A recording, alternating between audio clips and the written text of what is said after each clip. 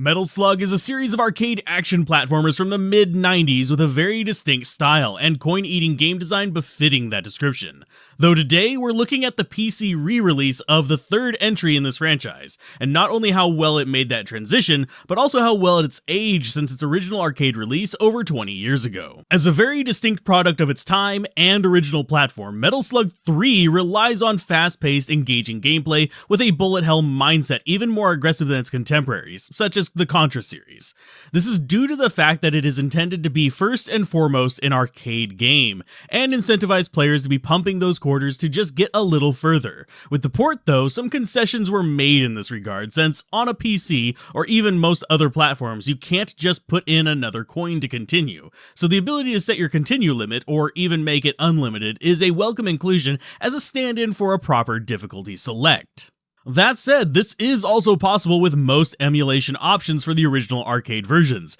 as are the graphical and even audio settings available within this port, such as scanlines, filters, etc. The main thing that this port does smooth out a bit though is online play, since you don't have to worry too much about making sure your emulator supports online play, or that you're both on the same emulator version, or that you have your firewalls configured properly for it, etc. Obviously, with newer emulators, this isn't as bad, but many are still very homebrew feeling in that regard. It is worth noting, though, that online play of Metal Slug 3 through Steam is not without its own issues, though, since while setting up for the testing of the game with a friend, we did run into several connection errors, and in the end had to use the lobby system rather than the direct connect to get online together, and we did have the occasional but not terrible hitching of the gameplay from time to time when things got a bit chaotic, but thankfully we had zero crashes. As far as how Metal Slug 3 aged though, fairly well actually. The gameplay is action-packed and chaotic as most people likely remember it, basically taking the Contra chaos and ramping it up to 11, though obviously adopting some of the lessons learned by other arcade games such as Final Fight or Knights Around in terms of pacing with screen-by-screen goals, rather than just constant waves to better give the player a feeling of progression as they get further each and every time they try. In terms of graphics, they're frankly wonderful and have much more animated Saturday morning cartoon vibes with exaggerated animations for idling, shooting, death, etc., as well as wacky and zany enemies, not to mention integrating several distinct mechanics into the levels to keep it from being just a constant simple run and gun. The pacing of different mechanics, such as zombification in the second stage, or use of submarines, jets, mechs, etc. in various other stages, or even spaceflight, maintains a unified feel while preventing it from getting stagnant in the approximate hour it takes to beat the game. Metal Slug 3, and most of the franchise for that matter, fits the bill of being an ideal game for a quick afternoon chill-out session with a friend, while blasting through slaughtering hordes of colorful cartoon enemies across well-designed levels, with pretty solid music, especially compared to other entries in the genre. And it is a bit of a sad situation that entries into this genre are sadly so far and few between now, with the heyday of arcades long past. Now, with all this praise, you may think that I don't have anything bad to say about the game beyond the mild connection issues, and for the most part, you'd be right, but there are a handful of things that won't change,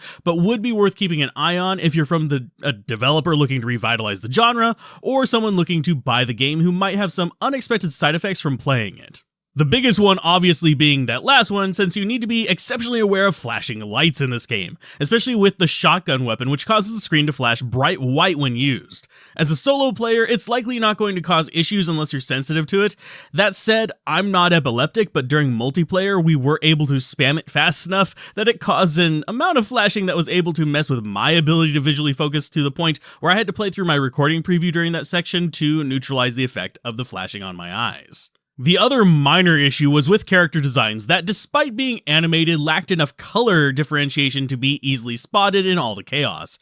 And I would fairly frequently think I was actually my friend's character when I die. So this is mostly a color, theme, and silhouette issue, and was common at the time with a lot of games, with most common solutions being simply to have different brightly colored kind of color themes on the characters, essentially red, blue, green, etc., as a dominant color scheme so that they could stand out from each other and the background, which was often more muted. Overall, when taken in the context of a product of its time, and even the port being a product of when it happened, it's actually a fairly solid game that does hold up quite well today, and was a lot of fun to play both online and offline. And considering how cheap it is and how much cheaper it goes for on sale, it's definitely worth considering if you want to spend a few dollars for an hour or so of entertainment. That said, I would avoid it if you or anyone you want to play with is epileptic, because that is something that is here to stay, unfortunately, and there are some newer games that do take that into consideration, even if they're a little bit more expensive.